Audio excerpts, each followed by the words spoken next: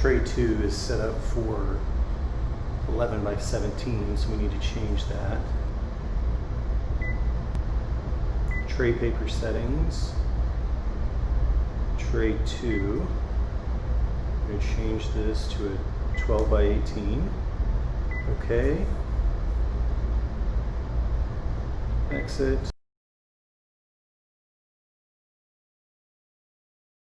It's giving me a InDesign cannot open this file because it was been created in a newer version.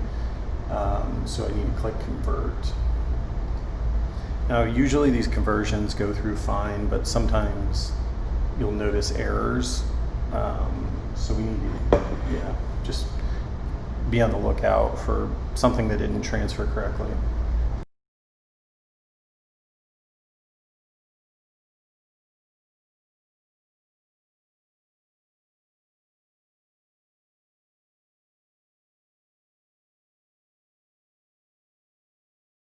File, print booklet. And we can see it's going back to our 8.5 by 11. So we need to correct that in printer settings, page setup.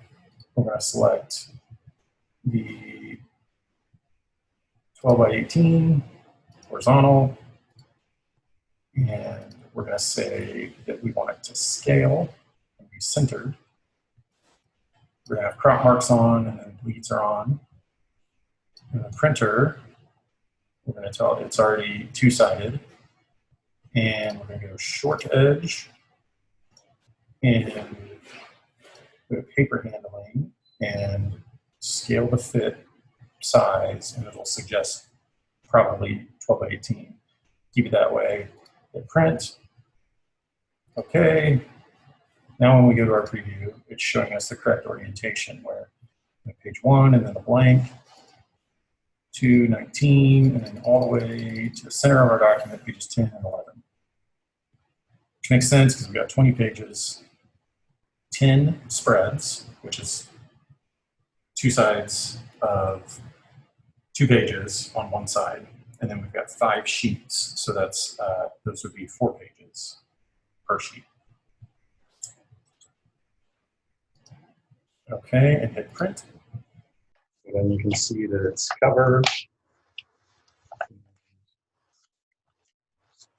page 2 and 3,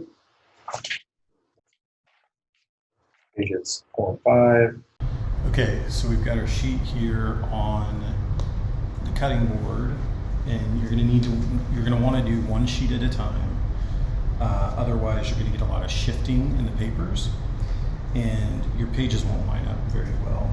And as well as it'll allow you to get a really clean fold. You're also going to want to start with a fresh, clean blade. Make sure that there's no gunk on it or anything like that. Yep, you got a little gunk there. So I'm going to swap this blade out.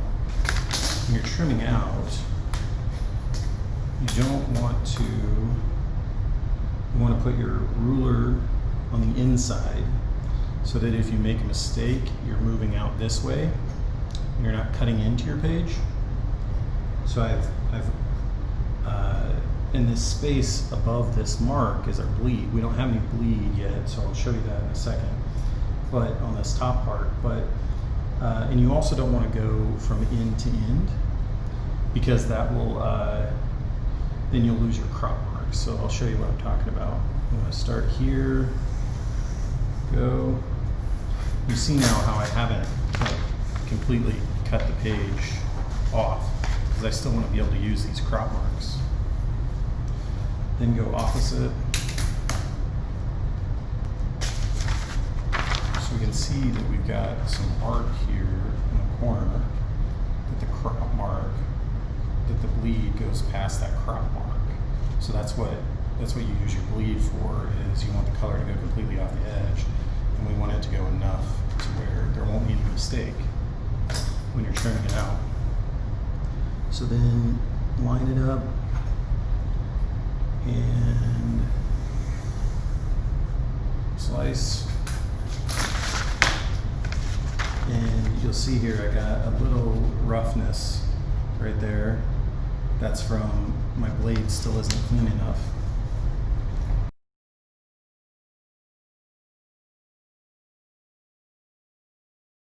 throw it into the sharps box here.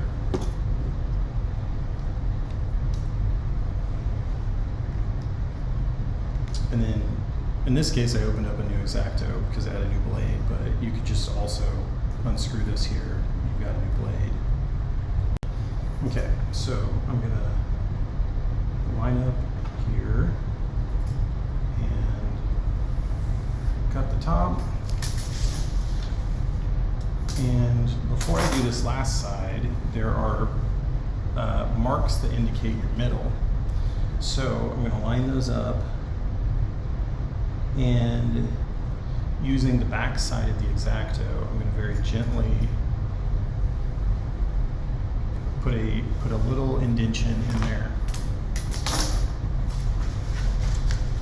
So you can see where we're going to be able to fold on that line there. Okay. Then we'll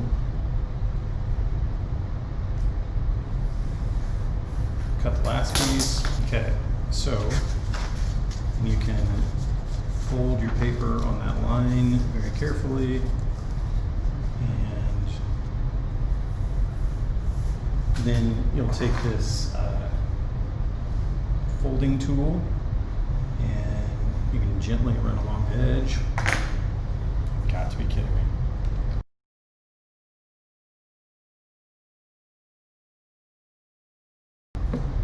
Okay, so we've got our folded edge using the folding tool,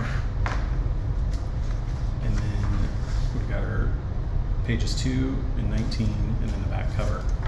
So you'll do this for each page. So I'm going to go through that process for the other 4 pages, and then we'll jump back into this. And you can see there's like a little white edge at the top. And that's because that bleed didn't go all the way up.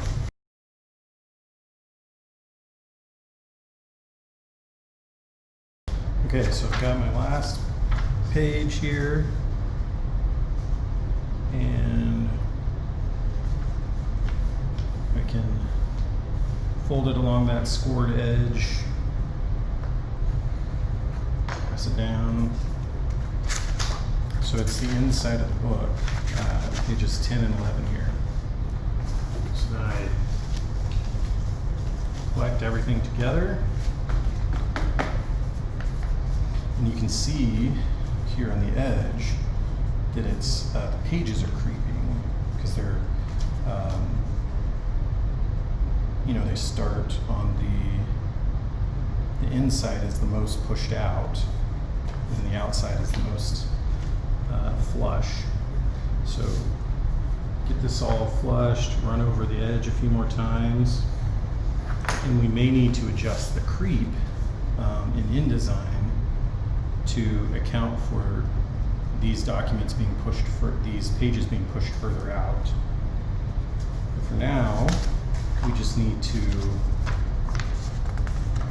saddle stitch it together. So we find our center page, make sure everything is flushed up, and then grab the stapler here,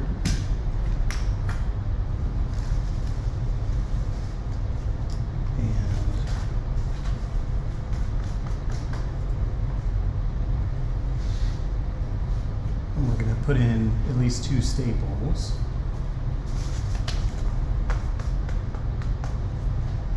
I'm going to go ahead and put in 3 to assure that I've hit the center and nothing gets shifted around.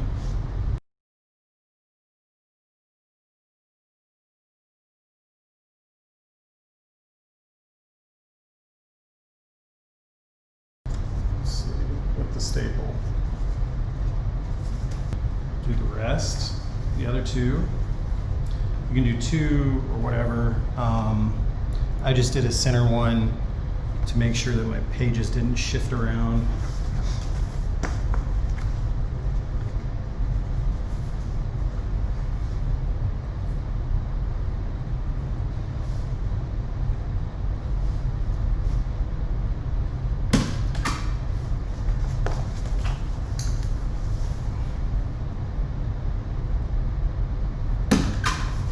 hit it dead in the center.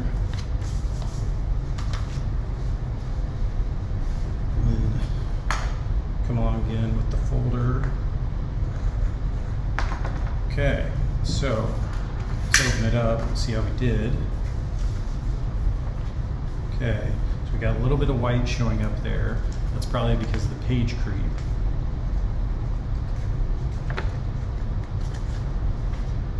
Again, so we might need to adjust for that. And here we see there's staples have hit the very center.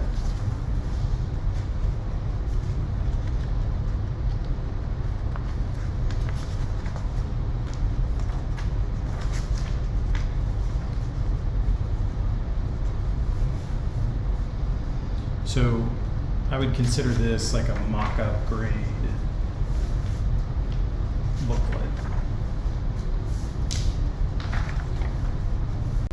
So for this final version, I ended up laying the ruler down on the edge and cutting the uneven edge off there, so you can see that it came off pretty clean. So when we started this project, I didn't know that these printers up here could only go to 12 by 18. So we really should have designed a document that would have been able to, the spreads would have been able to be printed on a 12 by 18 and not have to do that shrinking that we did, or the scaling. So this final document size ended up being 8.5 wide by 6 3/4 high. So that's a 1/2 inch shorter on the width and then a 1/4 inch shorter on the height. So this gets us pretty close to what our final document is, but it's a little scaled down, and rather than making you all rework the entire design so that it fits into a 12 by 18, we're just going to scale it. We can see here that there's a very slight white edge coming over from this back sheet. So I messed up my score where it folded, because so if you have a color that comes right to the edge, make sure that when you score it, that you're doing it right on that colored edge, rather than where you can see I did it slightly off and then it results like this.